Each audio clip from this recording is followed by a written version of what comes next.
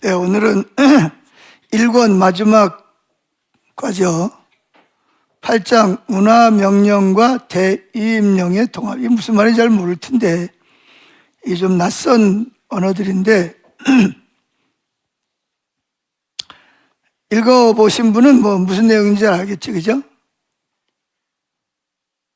자, 그러면 문화명령은 뭐고 대이임령은 뭐죠?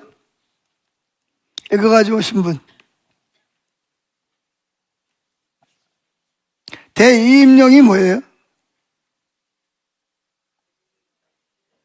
그렇죠. 땅끝까지 이르러서 모든 족속으로 제자를 삼아 아버지와 아들과 성령의 이름 세례를 주고 내가 너에게 분부한 모든 것을 가르쳐서 지키게 할 때까지 가르쳐라. 그럼 문화명령은 뭐예요? 문화명령.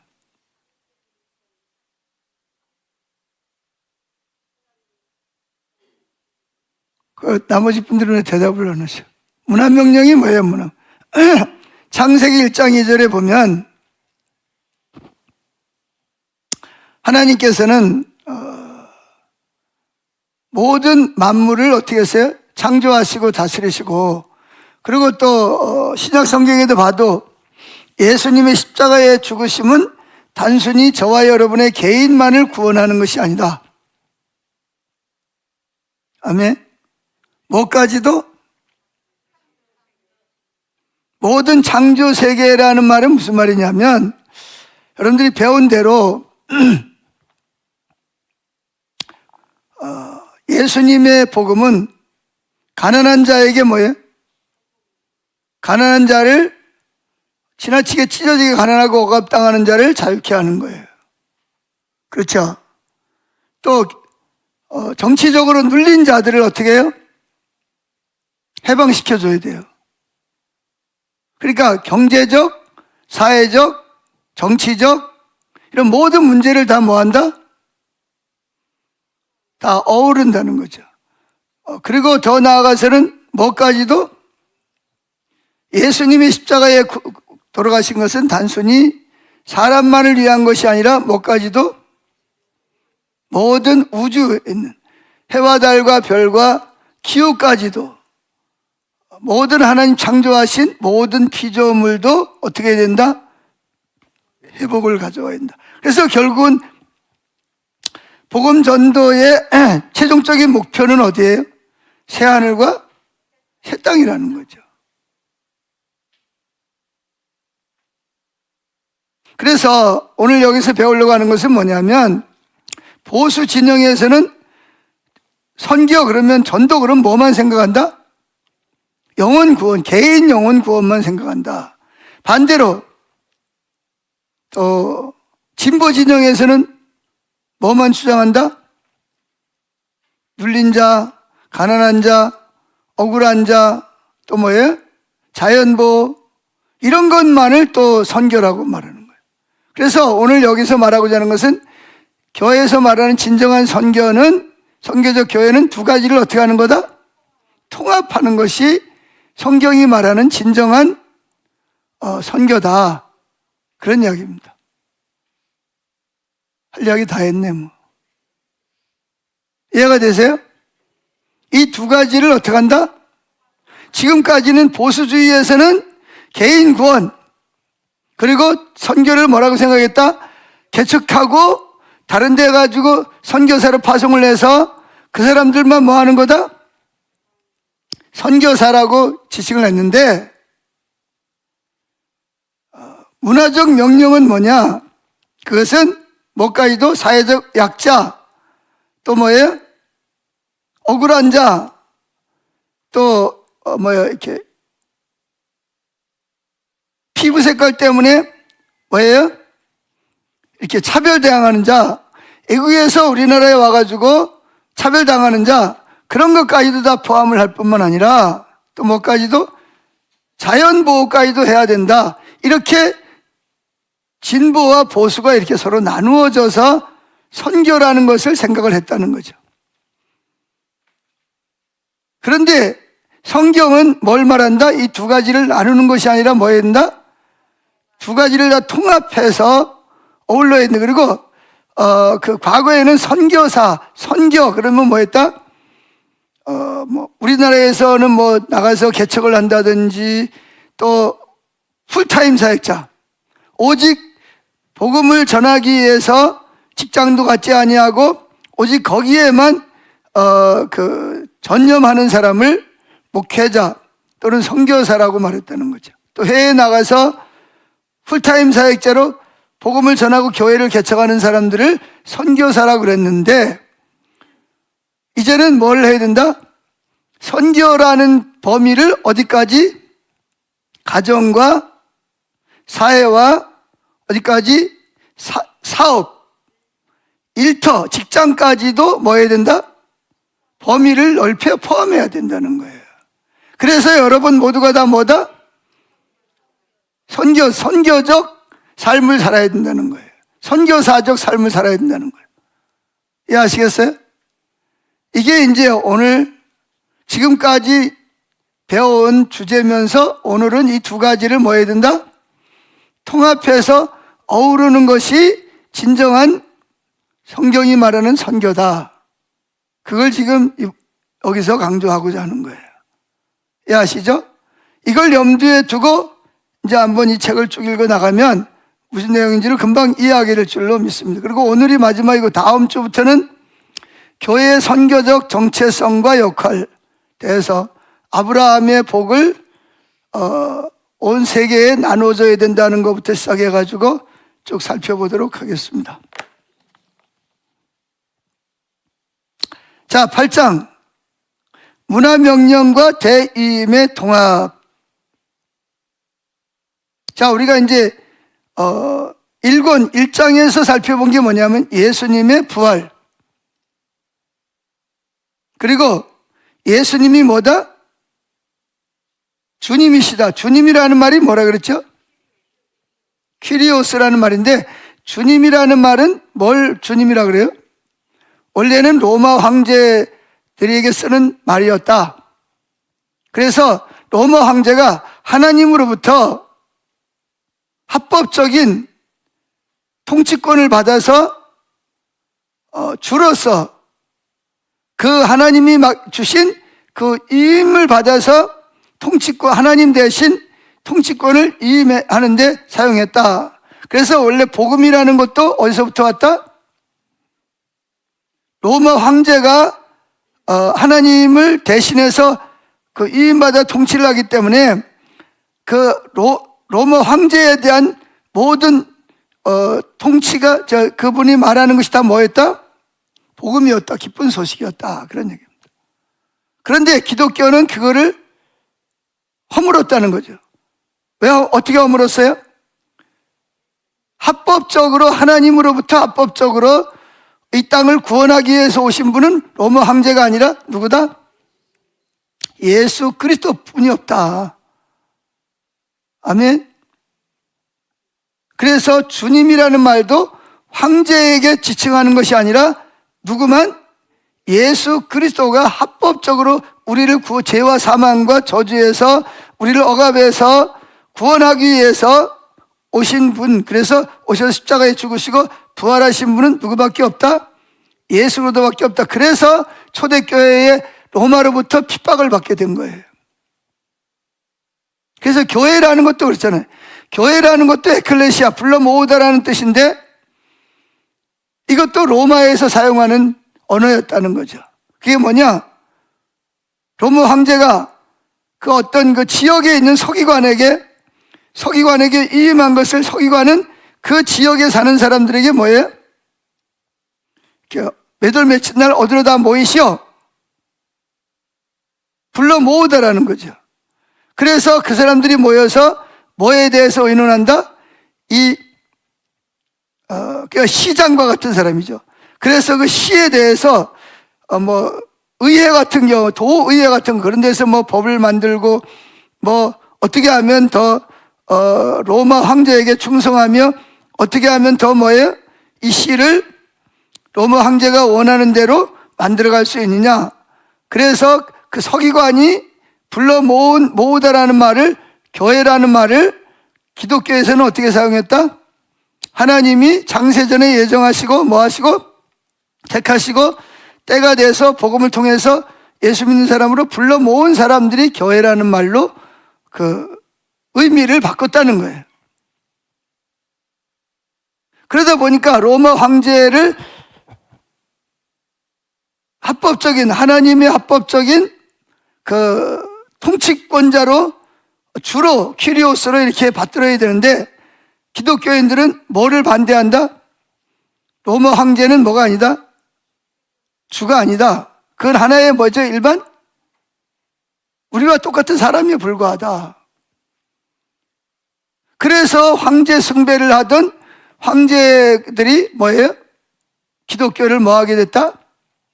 핍박을. 그래서 로마 시대에는요, 모든 종교를 다 인정했어요. 유대교, 불교, 힌두교, 뭐 마호메트교 다 그냥 인정했어요. 근데 왜 기독교만 핍박을 받았을까요? 다른 종교는 핍박을 안 받았고, 유대교까지도. 왜 기독교만 핍박을 받았어요? 그렇죠. 예수님만이 왕이라는 거예요. 예수님만이 퀴리오스, 주라는 거예요. 그분만이 창조자이시고 주권자이시고 심판자라는 거예요. 그러다 뭐하고 부딪히죠? 황제 숭배하고 정면으로 부딪히잖아요. 그러니까 다른 종교는 핍박을 받지 않았어요. 기독교만 황제들이 그렇게 핍박을 한 거예요. 거의 300년 동안. 원래 이 그 로마는 어떤 한 지역의 부족들이, 작은 부족들이 뭐예요? 여러 나라 부족이 모여서 나라를 만들었는데, 그 나라가 뭐예요? 하나님이 그 나라를 쓰신 거거든요. 이렇게 강대하게 만들어서 로마가 모든 세계 팍스 로마라 그래서 평화, 팍스라는 말은 로마 평화라는 뜻이잖아요. 그 황제가 힘을 가지고 딱 눌러버리는 거예요. 전쟁이 일어나지 않게 하고. 그리고 도로를 닦고, 그리고 무슨 언어를 사용했어요? 헬라어를 사용하게 한 거예요. 로마임에도 불구하고 헬라어를 통용한 거예요. 그래서 그 로마가 지배하고 있는 나라는 뭐만 배우면? 헬라어만 배우면 어느 나라에 가서도 다 소통이 되도록 만들어버린 거예요.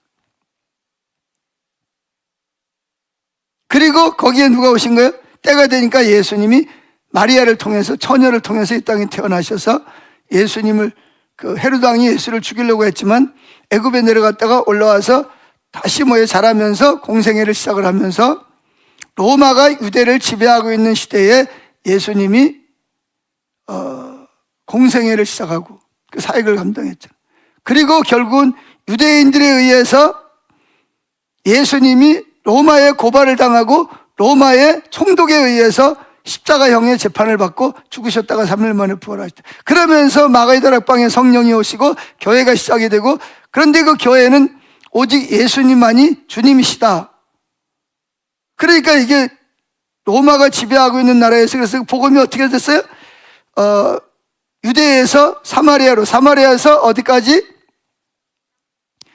안디옥으로 가고, 로마가 통치하고 있는 소아시아 지역과 유럽으로 건너가서 나중에는 어디까지 갔어요? 바울이 로마에 가가지고 로마까지도 복음이 전거됐단 말이에요.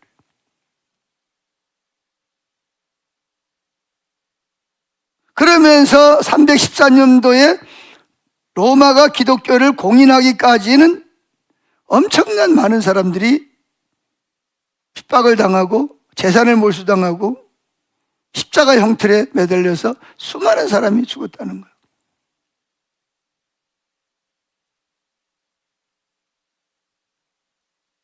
그러니까 여러분들이 왜 기독교가 로마의 압제하에서 그런 핍박을 당할 수밖에 없었는지, 7대의 박해라 그래가지고 황제가 바뀔 때마다 새로운 핍박이 기독교에 가해졌습니다. 그런데 문제는 뭐냐면, 그러면 기독교는 종교가 사라져버려야 되거든요, 아예. 그런데 그런 핍박 속에서도 계속 뭐 했어요? 기독교인이 증가한 거예요. 십자가 못 박혀 죽는 거예요. 그래서 본보기를 십자가 못 박아 죽여가지고 시체를 못 내리게 하는 거예요. 봐라, 예수를 주라고 하면 이렇게 된다. 그러면 사람들이 무서워서 예수를 안 믿어야 되는데,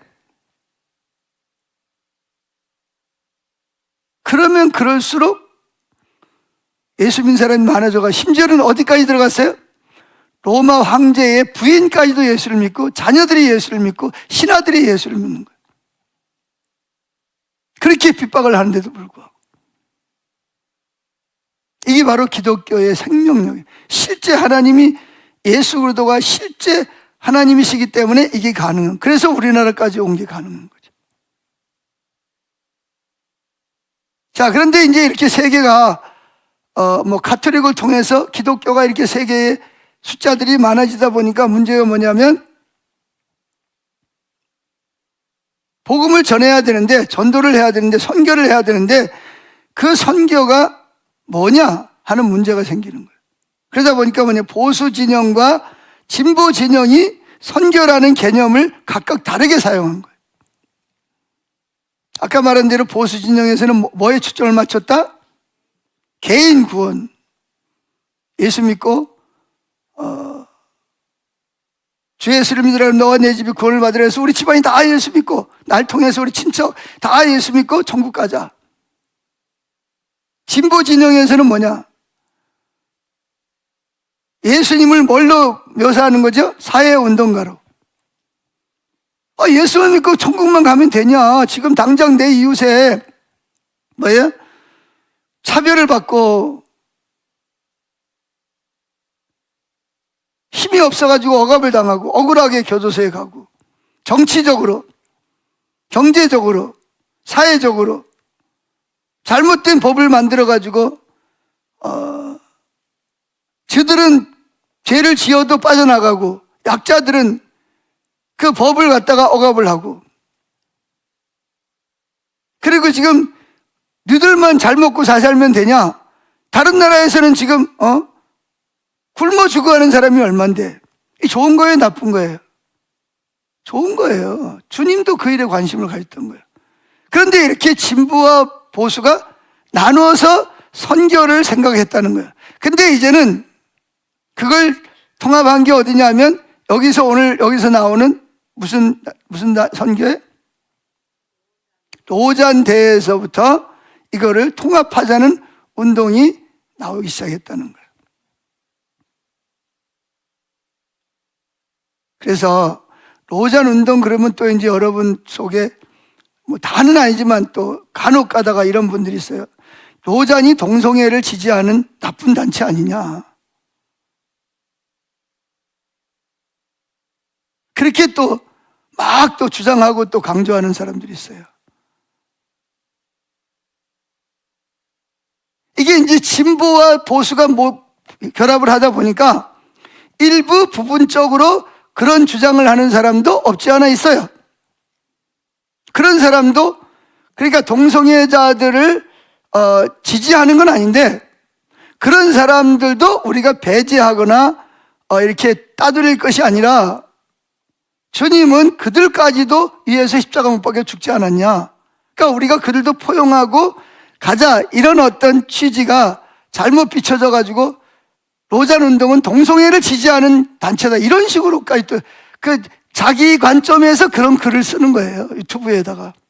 그럼 그런 유튜브를 본 사람들은 로잔 운동이 잘못됐구나, 또 이렇게 또 그 어떤 자기 주관적인 내용을 쓴 그 내용을 구체적으로 살펴보고 그것을 깊이 연구하지도 않고, 누가 한 사람이 이렇게 딱 썼다 그러면 그 말만 듣고 그냥 전부 다 이렇게 로잔 운동은 전부 다 잘못된 이런 쪽으로 우리 교회가 그렇지 않았네. 우리 교회가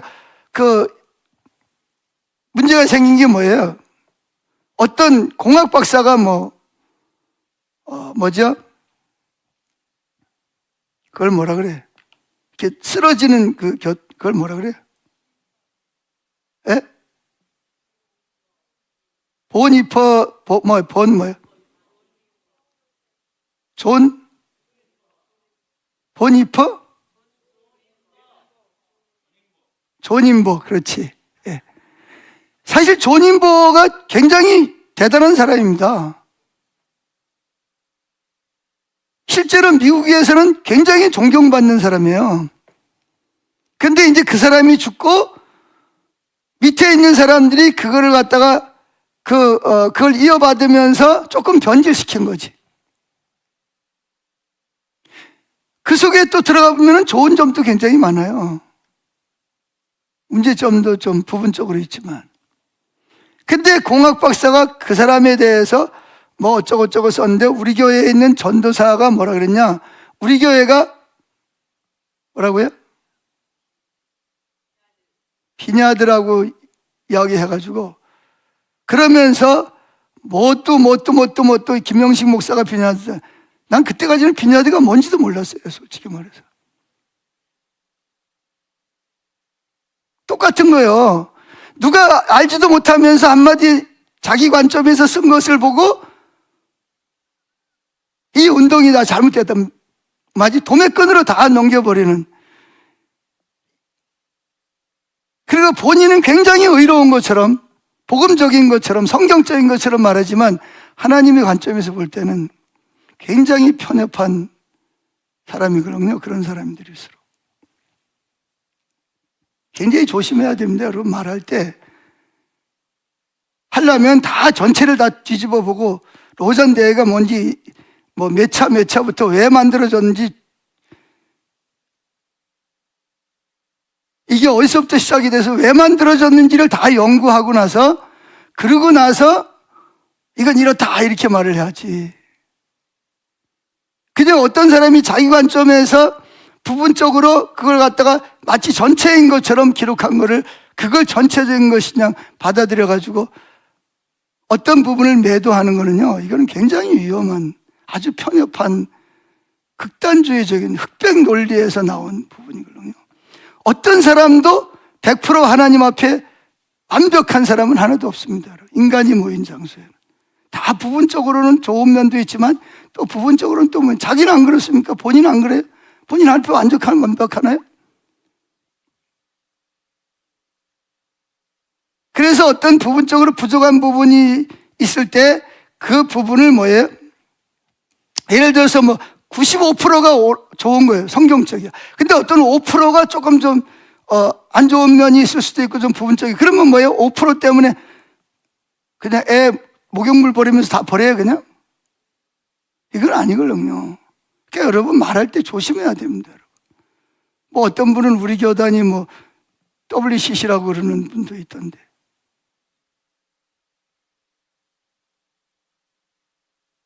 뭐 괜찮아요. 뭐 WCC라 그런다고 뭐 내가 우리 교단이 WCC 아닌 거는 뭐 더 많은 사람이 더 알고 있으니까. 그래서 여기 지금 이 부분이 나와요. 그래서 제가 이 부분을 지금 이야기를 하는 거예요.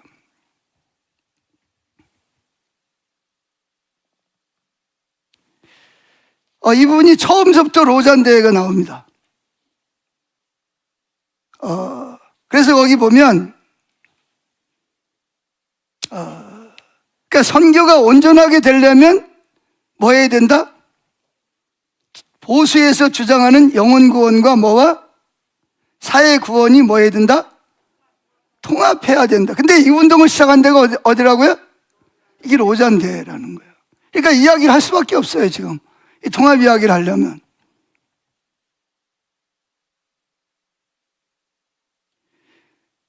자, 그래서 로잔 대회가 굉장히 오래됐습니다. 자, 그래서 나누어진 현실을 한번 봅시다. 이게 지금 우리도 나누어진 현실이에요. 우리도 어느 한쪽만 옳다라고 주장을 하잖아요.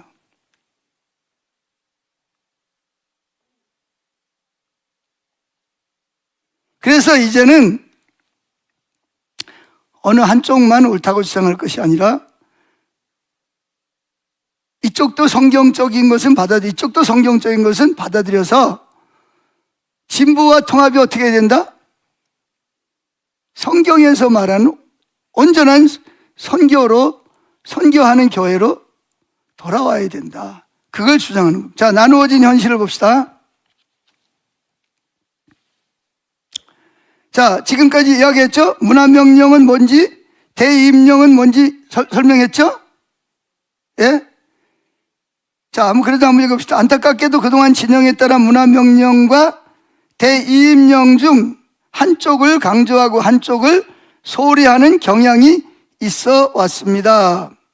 진보 진영, 초교파 진영이죠. 에큐메니칼 진영이라 해서 그들은 일찍부터 문화명령의 중요성을 인식하고 강조해 왔습니다.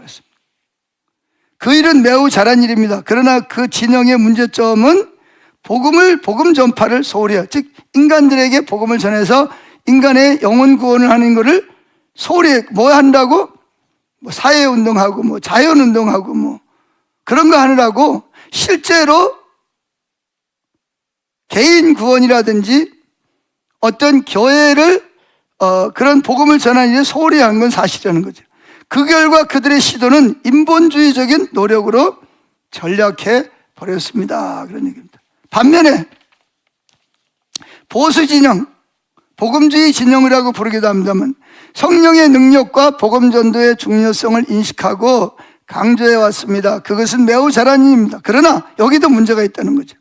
보수 진영의 문제점은 그것이 문화명령의 중요성을 강조하면서 복음 전파를 소홀히 하는, 여기 복음 전파를 소홀히 하는 진보 진영의 인본주의적인 시도에 대한 반발로 더 그렇게 한 부분도 있을지 모르지만 하나님의 문화명령을 소홀히 한 것입니다. 그 결과 우리의 구원을 그저 타락한 이 세상에서 낚아채어 하늘나라로 드리는 식으로 왜곡해 버렸습니다. 그러니까 진보 진영에도 좋은 점이 있고 또 인본주의적인 부분이 있고 보수 진영도 거기에 대한 반발로 지나치게 어떤 문화명령을 소홀히 한 부분도 있다는 거예요.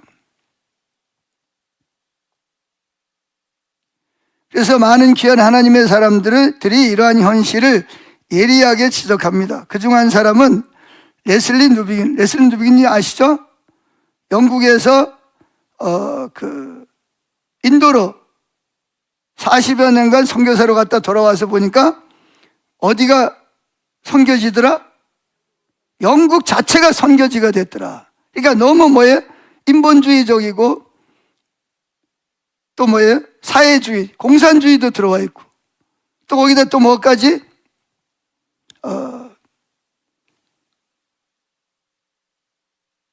합리주의, 과학주의가 들어와서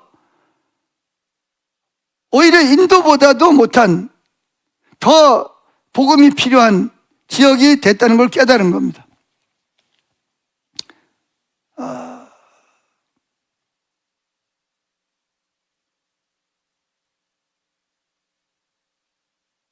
그래서 누비기는 이 목표를 교회의 자유주의 전통과 복음주의 전통에 있는 두 가지 잘못된 관점과 대조하는데, 하나는 자유주의 전통과 개인을 괴롭혀온 서구적 진보의 역사이며 다른 하나는 복음주의 전통을 부패시킨 내세적 구원이다. 그러니까 예수 믿는 사람들을 뭘로 만들었냐?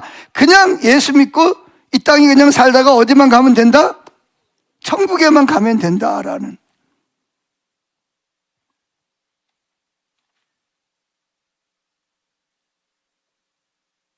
그렇게 되어버렸다는. 그래서 이 누비기는 복음주의에는 복음주의에는 예수만 믿고 어떻게 살든지 그냥 천국에만 가면 된다. 그것만이 복음이 아니라. 예수님 뭐였어요? 사회에 대해서 잘못된 게 비판했어요, 안 했어요? 비판했잖아요. 헤롯을 저 여우에 대해서 그랬잖아요. 세례 요한도 뭐였어요? 세례 요한은 복음 전파자인데 헤롯 왕이 자기 동생의 아내를 빼앗든지 말든지 그냥 내버리면 될 거 아니에요. 근데 세례 요한이 뭐 하다가 죽었어요?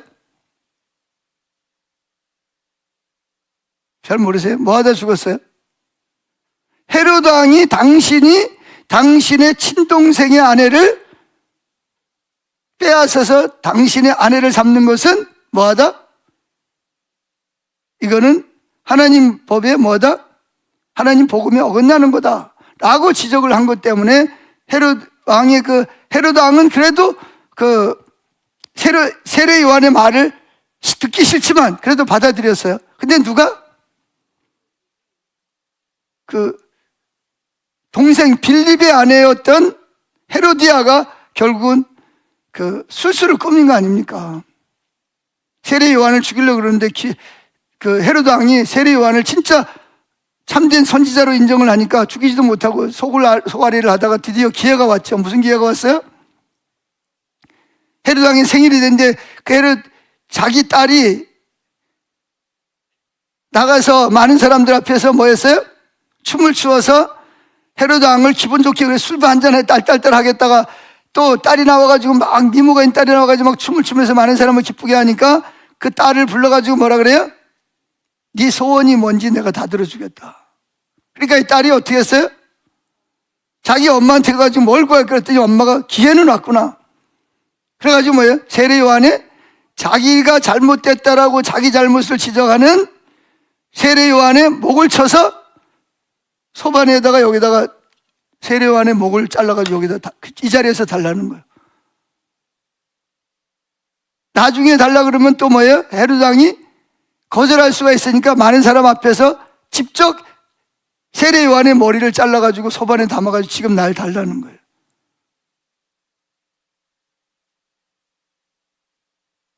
그러니까 세례 요한이 그런 사회적인 문제에 뭘 안 했으면, 관여를 안 했으면 그런 어려움도 안 겪는다면. 선지자들도 마찬가지잖아요. 왕이 잘못하면 어떻게 했어요? 왕을 어떻게 했어요? 그냥 무관심했나요? 지적을 하잖아요. 도와주기도 하지만 잘못된 길로 갈 때는 또 지적을 하기도 하고 그랬다는 거예요. 그러니까 우린 예수만 믿으니까 기도하고 영혼만 구원받으면 된다, 그렇게 하지 않았다는 거죠. 그런데 또 자유주의는 예수님의 십자가와 성령을 통한 능력이라든지 기적이라든지 이런 거는 다 끝났다라고 말하고 오직 뭐만 주장해요? 사회주의, 사회 구원을 일으킨다. 어려움 당하는 사람들 도와줘야 되고 배고픈 사람 먹여야 되고 세례 요한처럼 사회가 잘못하면 지적만 그쪽으로만 또 가버린 거예요. 그래서 이 뉴비긴이 이게 로잔 운동을 시작하는데 지대한 영향을 끼친 사람이거든요. 이 뉴비긴이 볼 때 이건 아니다. 양쪽으로 나눠서 할 게 아니라 둘을 뭐 해야 된다? 통합해서 잘못된 점은 다 잘라내고 성경적인 면은 통합을 시켜서 선교적 교회를 이게 바로 선교적 교회가 되는 거예요.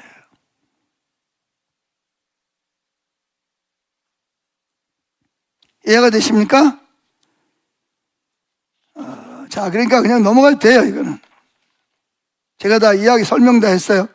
같은 이야기를 계속 반복해 오는 거예요. 그리고 이제 중요한 것은 이 뉴비긴이 로마에 이 인도에 갔다 오니까 이 영국 기독교가 뭐가 되냐면 과학과 합리주의에 물들어 버렸다는 거예요. 여러분, 이 진보 진영에 있는 분들은 가난한 사람, 정치적인 억압당하는 사람, 경제적으로 억압당하는 사람, 또 사회적으로 이게 잘못된 사람들을 도와서 그들을 도와줘야 된다, 이렇게 주장을 하는데, 문제는 뭐냐면 제가 그냥 제일 알아듣기 쉽게 한마디만 이야기를 할게요. 제가 장로의 신학대학원에 들어갔는데 거기 문희석 교수라는 세계적인 석학이 있습니다. 우리는 영어도 잘하고요, 신학적으로도 아주 세계적인 신학자들과 어깨를 나란히 하는 분이에요. 근데 그분이 신약학 시간에 들어와서, 그분이 원래 구약학 박사거든요. 근데 그분이 들어와가지고 뭐라고 가르치냐면 이렇게 말합니다. 그분은 진보 진영에 있는 분이에요. 그분이 뭐라 그랬죠?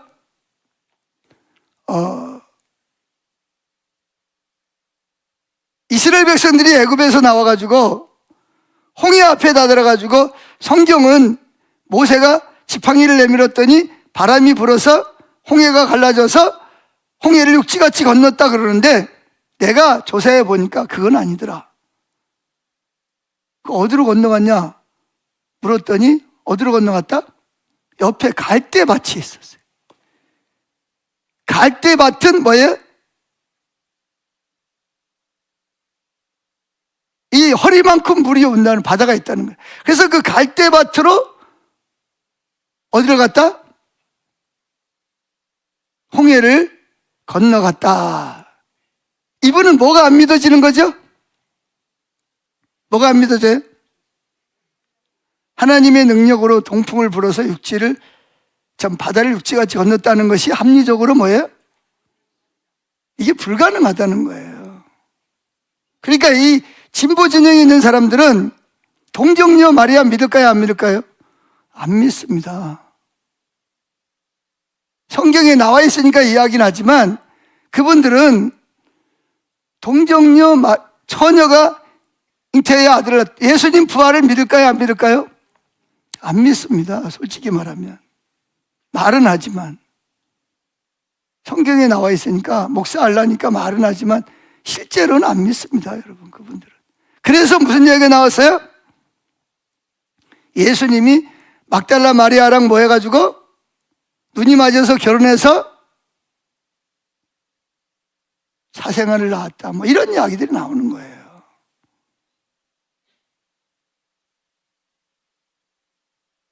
그리고 여러분 알다시피 그 감리교회에서 무슨 목사님하고 무슨 목사님들이 한때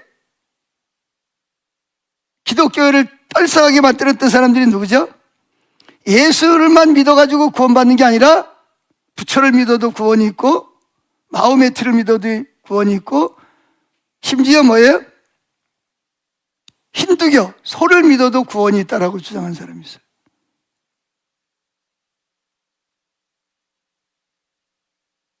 그래가지고 그분들에게 공부를 한 신학생들은 그래가지고 이제 그분이 뭐 했냐면 감리교 총장을 했습니다. 감신대, 신대원. 그래가지고 그분 밑에서 신학을 공부한 사람들은 지금도 뭐예요? 그런 거 잘 안 믿습니다. 그래가지고 저랑 같이 그 어렵게 신학교 들어간 친구들 중에서 그 다음날 신학교를 자퇴한 사람들이 여러 명 있었습니다. 뭐 이런 게 신학교냐.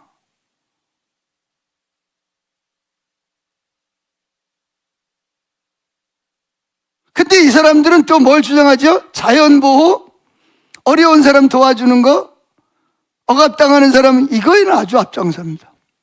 그리고 거짓말 안 합니다. 아주 윤리적입니다. 정직하고 아주 검소하게 차도 중고차 타고 다니고 자녀들도 아프리카 같은 데 가가지고 어려운 사람 돕는데 앞장서고 정말 윤리적으로. 근데 뭐가 없어요? 합리주의적인 사고가 들어와 있어요. 예수님 죽었다 부활했다? 이거 합리적으로 못 믿는 거예요. 처녀가 잉태해서 애를 낳았다? 이거 못 믿는 거예요. 오병이의 기적 일으켰다? 에이, 그게 어떻게. 그냥 조금씩 뭐 했다? 어떻게 했다? 조금씩 그냥 나눠준 걸 가지고 그렇게 말하는 거다. 그러니까, 그래서 뭘 해야 된다? 성경에 나오는 기적과 같은 신비적인 것은 다 뭐였는데 성경에서 다 빼야 된다. 그리고 뭐만 남죠? 그러면 윤리만 남는 거예요. 오른뺨, 왼뺨 때리면 어딘 돌려대고, 오른뺨 돌려대고, 오리를 가자 그러면 심리를 가고, 윤리만 남는 거예요. 그러니까 인본주의라고 그러지. 여기서는 이걸 인본주의라고 그래요. 근데 또 기독교에서는 참 보수주의에서는 또 뭐가 문제냐? 그냥 복음만 전하는, 예수 믿고 개인 구원만 받으면 된다는 데 초점을 맞추는 거예요. 정치가 어떻게 되든, 사회가 어떻게 되든, 경제가 어떻게 되든, 자연이 어떻게 되든 그때 관심이 없어요. 그러니까 양진영이 다, 이 뉴비긴 말로는 양진영이 보수 진영도 그렇고 진보 진영도 그렇고 부분적으로 좋은 면도 있지만 잘못된 것도 있다. 그러니까 어떻게 된다? 두 개를 합치되 인본주의적이거나 개인주의적인 것은 다 자르고 성경적인 것만 받아들여서 통합적인 선교, 교회가 선교를 해야 된다. 이걸 주장하는 거예요, 지금 여기서.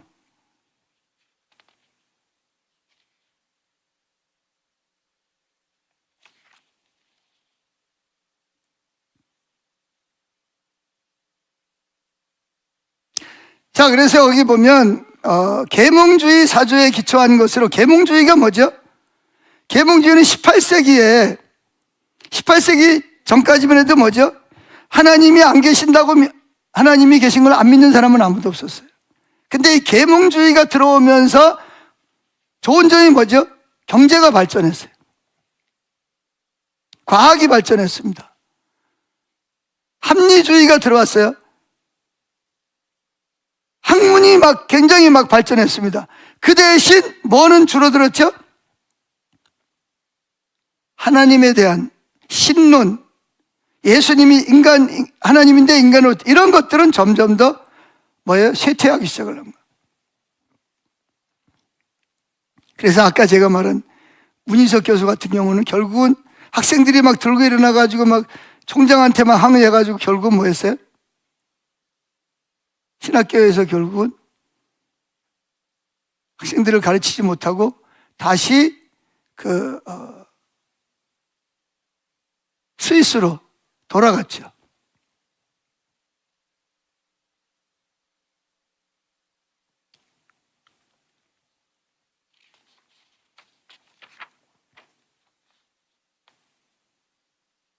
자, 넘어가서 봅시다. 문화적 명령과 대의임령의 통합이 핵심입니다. 자, 여기 봅시다. 자, 같이 한번 읽어보겠습니다. 졸리는 분인들이 있는 것 같은데 같이 읽어보죠. 시작. 선교적 교회의 소명을 올바로 감당하려면 대의임령과 문화명령의 통합이 필수입니다. 사실 성경에서 그 둘은 나누어진 적이 없습니다. 톰 라이트가 이 점을 잘 지적하고 있습니다. 그는 성경에서, 그는 예수님의 부활이 새 창조의 시작이며, 그래서 그것은 교회의 사명과 밀접한 관계가 있다는 사실을 지적하면서 교회가 선교적 사명을 잘 감당하려면 문화명령과 대의임령의 통합이 반드시 이루어져야 한다고 말합니다. 그는 대의임령과 문화명령의 분리는 전혀 성경적이 아니고 진보, 보수 진영 모두 플라톤적 이분법의 영향을 받아 그동안 그것을 분리해 왔다고 주장합니다. 계속 읽어보죠. 이 책에서 우리가 계속해서 연구한 새 창조에 대한 약속이 그저 죽음 이후의 삶에 대한 생각을 정리하는 정도의 문제가 아니며 그럴 수도 없다는 것이다. 그것은 교회의 사명에 대한 문제다. 내가 일하는 곳에서는 선교 중심의 교회라는 제목의 보고서가 출간된 이후 그것에 대한 논의가 많았다.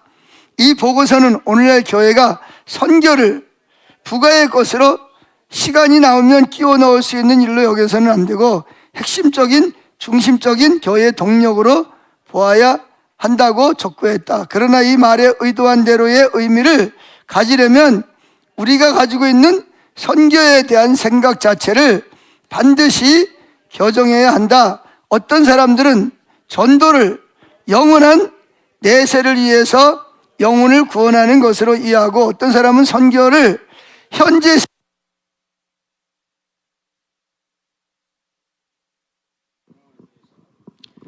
전도를 영원한 내세를 위해서 영혼을 구원하는 것으로 이해하고 어떤 사람은 선교를 현재의 세상에서의 정의, 평화 그리고 희망을 위해서 일하는 것으로 이해하면서 구태의연하게 분리하곤 한다. 그러나 이러한 분리는 예수님이나 신약 성경과는 아무런 상관이 없고 오히려 많은 그리스도인들이 계몽주의적 플라톤적 이데올로기에 보수나 진보할 것 없이 알게 모르게 노예화되었기 때문에 생긴 것이다. 일단 부활의 문제를 정리하고 나면 우리는 선교의 문제도 정리할 수 있고 정리해야만 한다.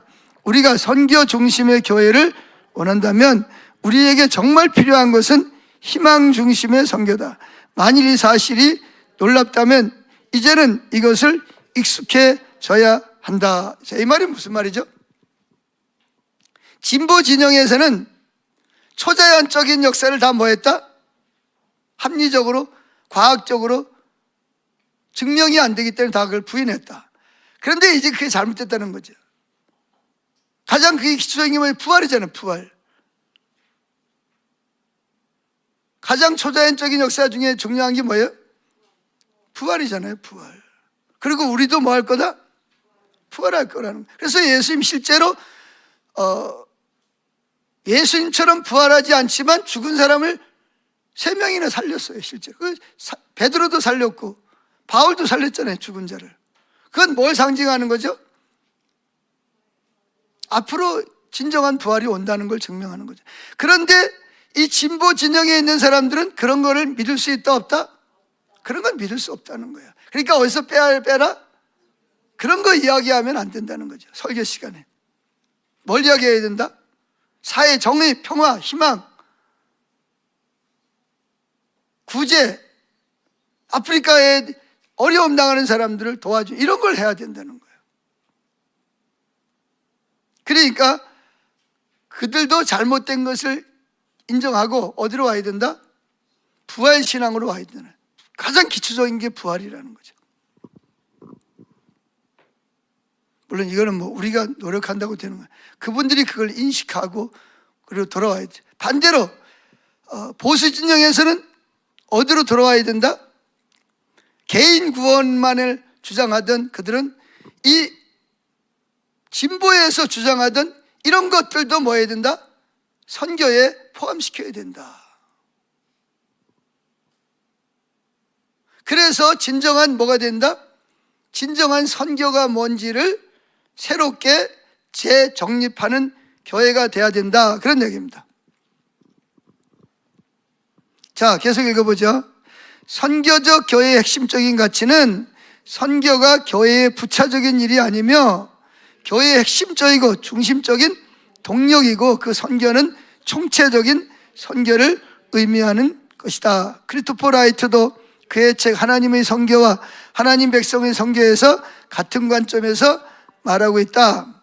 일터 사역의 권위자인 폴 스티븐스도 선교에 대한 오해의 결과 중 하나로 대이임령과 문화명령의 분리를 지적하면서 이 둘의 통합을 강력하게 주장합니다. 특히 그는 요한복음 20장 21절에 나오는 예수님의 명령을 최대의 명령이라고 부르면서 그 명령은 그 둘을 통합하고 있다고 강조합니다. 지금 계속 그 이야기 하는 거예요, 이 책에서.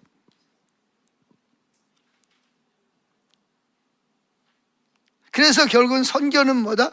선교사는 풀타임 사역자만 선교가 아니라 선교가 어디로 이루어진다? 가정, 또 어디? 사업하는 사람은 사업하면서 선교를 해야 되고, 일터에 있는 사람은 일터에서 뭘 해야 된다? 있는 자리에서 뭘 해야 된다? 삶으로, 그리스도인의 삶으로 선교를 해야 된다는 거예요. 이해하십니까? 여러분들은 이걸 배우면서 실제로 그렇게 살아야 됩니다. 가정에 가서도 누가 왕이요? 내가 왕이면 안 돼요. 예수님이 왕이 돼야지. 모든 식구들이, 아빠도 엄마도 자녀도 부모, 누구의 주권에 들어가야 돼요? 우리 교회의 머리는 예수님이다. 예수님께 물어보자. 예수님이 뭐라 그러는지 예수님의 음성을 들어보자. 이렇게 해야 된다. 회사에서도 마찬가지예요. 회사에서도 뭐예요? 어떻게 하면 수익이 많이 남길까? 이것도 중요하지만 이게 하나님의 방법이냐는 거죠. 하나님이 우리 회사를 통해서 지금 무슨 일을 하고 계시고 앞으로 어떻게 이 회사를 통해서 우리가 만든 물건이 좀 더 싸고 질 좋게 많은 이 물건을 사용하는 사람들에게 도움을 줄 수 있냐. 그리고 그렇게 하는 것이 결국은 뭐예요? 당장은 재료를 좀 더 좋은 재료를 써야 되고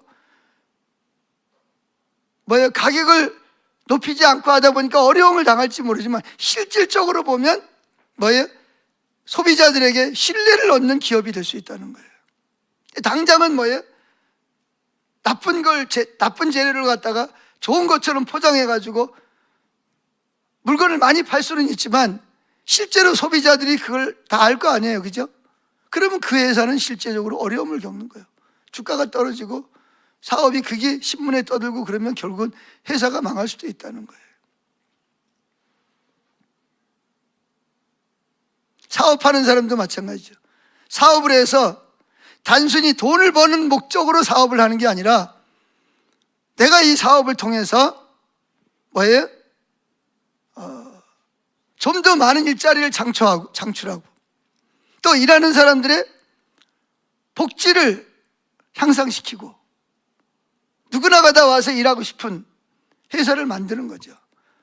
그리고 돈을 벌어서 그걸 또 재투자를 해서 더 많은 사람들의 고용 일자리를 창출하고 더 많은 사람들에게 질 좋고 좋은 그런 물건을 생산해서 만들고 세계에 그 영향력을 끼치는, 그래서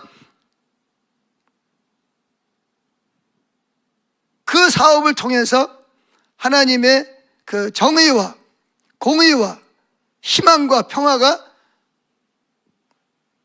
세계에 증거되게 하는 그런 목적을 가지고 우리가 그 일을 감당해야 된다는, 그게 바로 선교라는 거죠. 선교. 무슨 선교?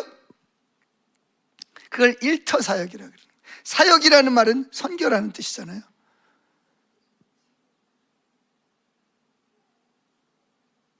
아시겠습니까?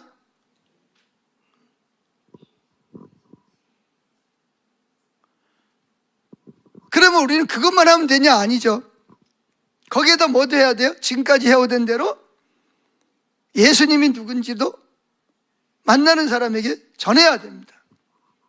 그래서 그 사람이 회개하고 예수를 믿도록 성령이 역사하시도록, 그래서 치유가 나타나고 귀신이 쫓겨나가고 초자연적인 하나님의 역사가 나타나는 것이 동시에 같이 가야 되는 거예요. 근데 지금까지는 진보 진영에서는 앞서서 말한 것만 주장을 했고 보수 진영에서는 지금 내가 말한 이런 것만 주장을 했더라. 근데 이걸 두 개를 뭐 해야 된다? 선교적 교회는 두 개를 통합해서 개인 구원도 복음을 전하는 것도 중요하고 직장 일터나 사업을 하는 사람이나 또 사회에서 정의와 공의와 희망을 정치적으로, 경제적으로, 사회적으로 그런 것도 변혁을 해나가는 것이, 이게 바로 우리가 지금 배우는 선교적 교회로 돌아간다는 거예요. 아멘입니까? 그걸 이제 주장하는 단체가 어디라고요? 로잔 운동에서부터 시작이 됐다는 거예요. 근데 이 벌써 50주년, 50회가 지금 지나가고 있는 거죠. 자, 넘어갑니다. 로잔 운동. 자, 로잔 운동은 누구에 의해 시작이 됐죠? 세계적인 전도자 빌리 그레함 목사에서 시작이 됐습니다. 빌리 그레함은요, 원래 세계적인 복음화라는 공동 과업을 위해서 복음주의자를 하나로 결접하는 일에 열정을 잘하면서, 그것이 1974년 7월 150개국 2,400명이 넘는 참가자들이 스위스 로잔에 모여서 세계 복음화를 위한 국제대회를 개최하는 것으로서 열매를 맺으면서 로잔 운동이 시작됐다는. 로잔 운동이 어떻게 시작됐다고요? 빌리 그레함 목사님이 빌리 그레함 목사님은 보수 진영이요, 진보 진영이요? 그분은 굉장히 보수 진영에 있는 분입니다. 그래서 세계를 다니면서 복음을 전해. 우리나라 엑스포 74 때 여의도에 100만 명 이상이 모여요. 그때 저도 거기 참석했어요. 그러면서 우리나라의 복음이 부흥이 불길이 막 확 타오른 거 아니에요. 그래가지고 80년대 세계에서 제일 큰 교회가 우리나라에 9개나 있었습니다. 지금은 완전히 역전이 돼가지고 변한, 필리핀에도 우리나라에 만한 교회들이 생겨났죠. 우리나라는 뒤로 후퇴를 하고 있고, 필리핀이나 아프리카 지역이나 다른 아시아 지역에서는 막 치고, 심지어 해교권에서도 막 기독교인이 막 늘어나는데, 한국은 점점 더 이렇게 기독교인 숫자가 줄어들고 있는 현상입니다.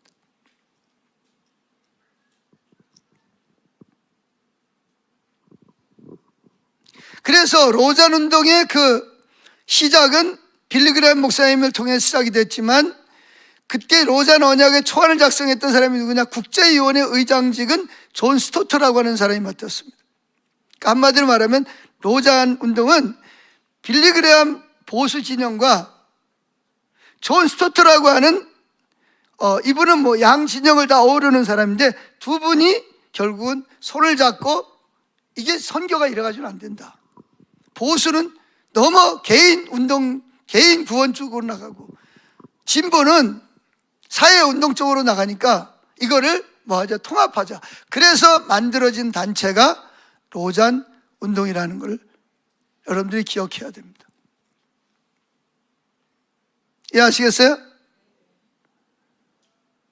자, 이게 뭐 여기 이분이 중요하게 여기니까 한번 읽읍시다. 밑에 읽어보죠. 그 로잔 운동의 3차 대회가 2010년 어딘지 아세요? 읽어봅니다. 케이프타운. 케이프타운이 어딘지 아세요? 남아공화국입니다. 케이프타운에서 열렸는데, 그 대회에서 케이프타운 서약을 발표합니다. 같이 읽어요. 케이프타운 서약의 대회 로잔 홈페이지는 이렇게 말하고 있습니다. 케이프타운 서약은 30개가 넘는 긴급한 선교적 도전이 담겨 있으며, 이 중 대부분은 로잔의 이슈 네트워크의 관심사와 일치합니다. 그 도전은 구술 학습자, 예를 들면 뭐 청력이나 시력 손상된 또는 구술 문화권의 글을 쓰거나 읽지 못하는 사람들을 쉽게 읽고 듣고 쓸 수 있도록 하는 거예요. 디아스포라 공동체가 뭐죠? 디아스포라가 뭐예요? 자기 나라를 떠나서 외국에서 생활하는 사람들을 디아스포라라고 말합니다. 디아스포라 공동체, 그러니까 그런 쉽게 말해 우리나라에도 누가 들어와 있죠? 중국 사람들, 또 뭐예요? 뭐 인도 사람들, 필리핀 사람들, 이런 사람들을 다 뭐라 그래요? 디아스포라. 자기 나라가 따로 있어요. 근데 뭐 하러 왔어요? 우리나라에? 돈 벌러 온 사람, 다 디아스포라예요.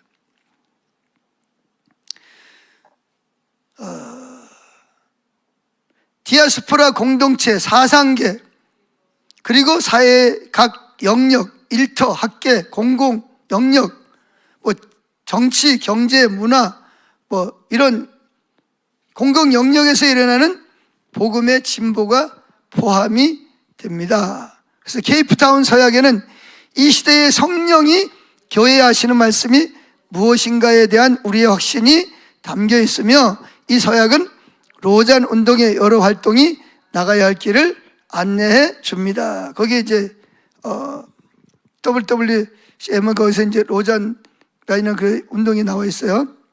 이 케이프타운 서약을 작성하는데 큰 영향을 미친 사람 중에 한 사람이 누구라고요? 로잔의 신학위원장이었던 크리스토퍼 라이트라는 거죠. 자, 그 로잔 운동 케이프타운 서약 일부 10번째는 같이 읽어보죠. 우리는 하나님의 성결을 사랑한다는 그 부분을 이렇게 진술합니다. 다음은 그중 일부입니다. 읽어보시죠. 우리 고 목사님. 선교의 총체성, 우리의 모든 선교적 자원은 성경에 게시된 것처럼 온 세상의 구속을 위해 그리스도 안에서 행하신 하나님의 역사이다. 우리의 복음 전도 가업은 모든 열방에 이 기쁜 소식을 전하고 알게 하는 것이다. 우리의 모든 선교적 상황은 우리가 살아가는 세상, 곧 죄와 고통과 불의와 창조 질서의 파괴로 가득 차 있는 세상이다. 하나님은 그리스도를 위해 그런 세상을 사랑하고 섬기도록 우리를 보내신다. 그렇기 때문에 우리의 선교는 복음 전도와 사회 참여가 통합된 형태여야 한다. 복음 전도와 세상의 참여는 하나님의 복음의 온전한 성경적 계시에 의해 질서 잡히고 주도된다. 복음 전도는 하나님과의 화해를 위해 개인적으로 그리스도께 나오도록 설득하는 것이며 동시에 구세주의자 주님이신 역사적이고 성경적인 그리스도에 대한 선포이다. 복음 전도의 결과는 그리스도에 대한 순종, 그리스도의 몸된 교회의 연합, 그리고 세상에서의 책임감 있는 봉사 등을 포함한다. 우리는 복음 전도와 사회적, 정치적 참여 모두가 그리스도인의 의무임을 확증한다. 이 둘은 모두 하나님과 인간에 관한 우리의 믿음과 이웃에 대한 우리의 사랑, 그리고 예수 그리스도에 대한 순종의 필수적인 표현 방식이다. 우리가 선포하는 구원은 개인과 사회 전체를 변화시켜야 하는 통전적인 복음이다. 행함이 없는 믿음은 죽은 것이다. 총체적 선교는 복음을 선포하는 것인 동시에 복음을 실천하는 것이다. 이는 단순히 복음 전도와 사회 참여가 서로 나란히 이루어져야 한다는 뜻이 아니다. 우리의 선포는 우리의 삶의 모든 영역에서 사랑과 회개를 요청하는 것이기에 총체적 선교 안에서 우리의 선포는 사회적 중요성을 내포한다. 또한 우리의 사회 참여는 사람과 사회를 변화시키는 예수 그리스도의 은혜를 증거하는 것이기에 복음 전도의 중요성을 갖는다.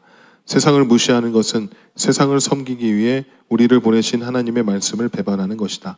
하나님의 말씀을 무시하면서 세상에 무엇인가를 줄 수 있을 것이라 생각해서는 안 된다. 우리는 하나님이 부르신 그분의 교회에 대한 총체적이고 역동적인 활동의 모든 선교적 차원에 헌신한다.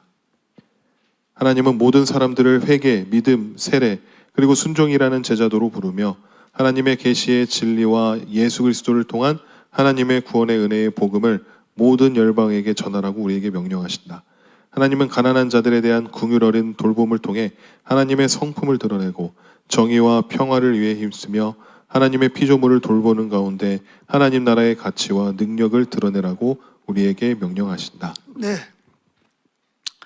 그러니까 여기에서 지금 로잔대에서 특별히 케이프타운, 아프리카 남아공화국에서 있었던 케이프타운에서 만든 로잔 서약을 보면 이런 이야기죠.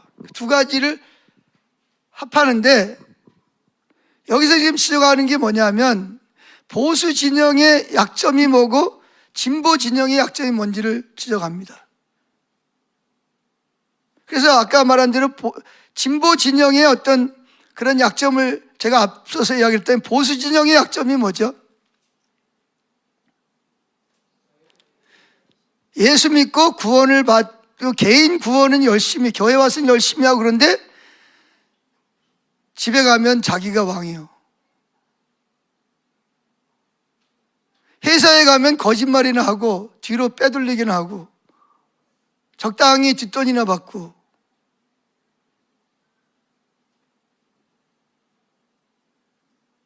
목사들도 뭐죠? 남의 아내와 불륜을 하고 간통을 하질 않나. 돈에 눈이 팔려가지고 이상한 행동을 하질 않나. 그래가지고 한때 미국에서는 이런 이야기가 유행한 적이 있어요. 뒤에다가 나는 기독교인이라는 물고기 표시를 한 사람하고는 절대로 사업하지 마라.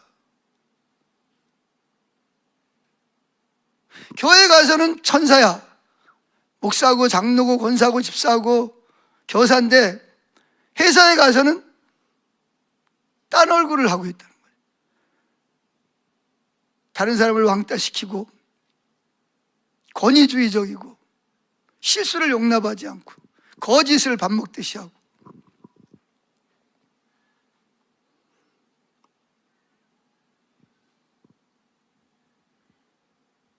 그래서 지금 이걸 지적을 하는 거예요. 여기서 이중적인 얼굴이 아니라 가정에 가서도 직장에 가서도 사업을 할 때도 사회의 사람들하고 만날 때도 저 사람은 정말 그렇지 않냐 이렇게 말할 수 있는 삶이 누구에게 부족하다? 보수 진영에 있는 사람들에게 너무 많이 부족했다는 것을 지적하고 있는 거예요.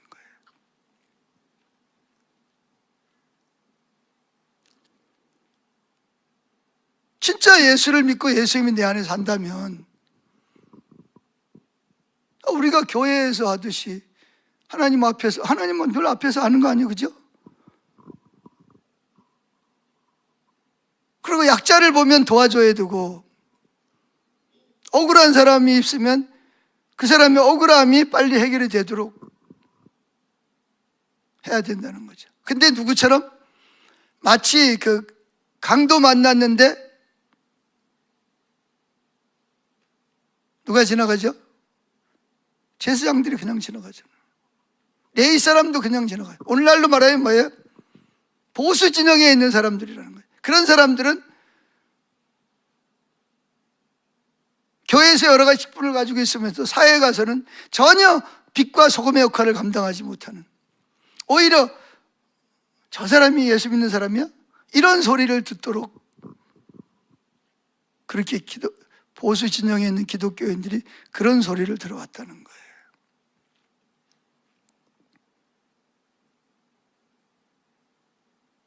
그러니까 보수 진영에도 문제가 있고 진보 진영에도 문제가 있다는 거죠. 인본주의적인 걸 다 잘라버리고 성경으로 돌아와야 되는 거죠. 그래서 통합이라는 말은, 그래서 선교적 교회라는 말은 두 가지를 통합해서 성경적인 진리에, 거기에 교회가 초점을 맞추고 하나님의 선교를 감당해야 된다는 거예요. 그걸 지금 주장하고 있는 거예요. 그래서 이 로잔에서 슬로건을 내걸고 있는 것이 세 가지. 첫째, 온전한 교회, 온전한 복음, 또 뭐예요? 온전한 세계. 자, 온전한 교회. 여기 읽어봅시다. 공사님 읽어보세요. 여기 누구 이야기죠?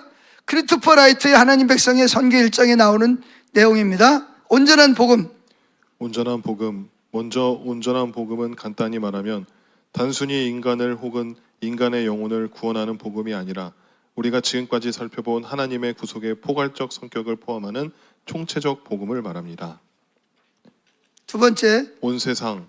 우리의 선교는 하나님의 선교에서 잠깐만. 자, 온전한 복음이 뭘 포함한다고요? 단순히 인간을 혹은 인간의 영혼을 구원하는 복음이 아니라 우리가 지금까지 살펴본 뭐예요? 포괄적 성격. 포괄적이 뭐죠? 사회 구원, 자연 보호, 아멘. 억압당하는 자, 가난한 자, 차별받는 자, 이런 자들까지도 뭐 해야 된다? 사랑하고 그들을 도와주는 것까지도 선교에 포함시켜야 된다, 그런 얘기입니다. 이해하시겠죠? 그럼 온 세상은 뭐예요? 복음을 온 세상 전하, 땅끝까지라니까 온 세상이잖아요, 그죠? 그럼 읽어보세요. 우리의 선교는 하나님의 선교에서 나오며 하나님의 선교는 그분의 세상 전체, 진실로 하나님의 창조 세계 전체를 위한 것입니다. 전통적으로 기독교계는 선교라는 개념을 인간의 필요에 국한해 이어해 왔습니다.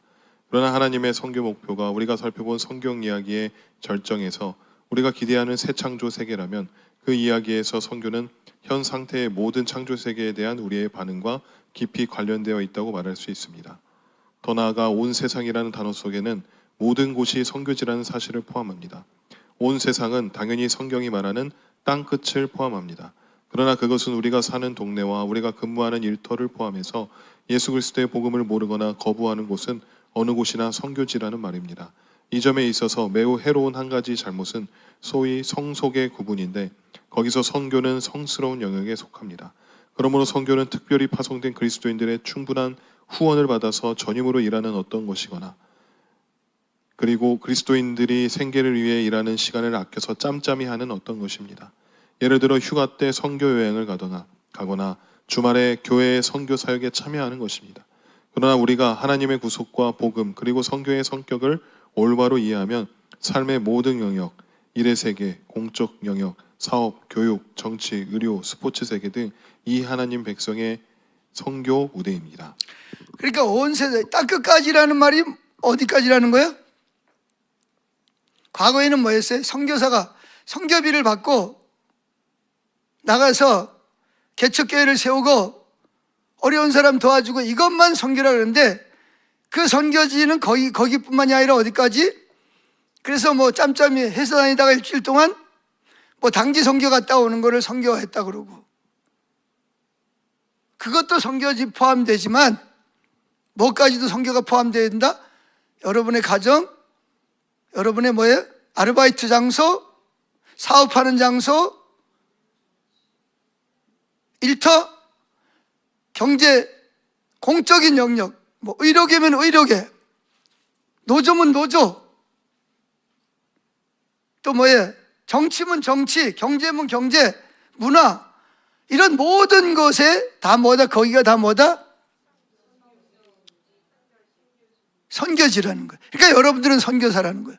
거기서 선교사 역할을 감당해야 된다는, 그 삶을 살아내야 된다는 거예요. 이것이 로잔대에서 말하는 뭐다? 통합적 선교라는 거예요. 이해하시죠? 자, 그 다음에 세 번째, 온 교회 읽어보시죠. 온 교회. 오늘날 선교에 관련해서 매우 팽배한 왜곡된 이해 중 하나는 교회의 후원을 받아서 혹은 자비량으로 타 문화권에서 복음 전도와 교회 개척을 위해 힘쓰는 사람들을 선교사라 부르고 그들만 선교를 하는 사람들로 생각하는 것입니다.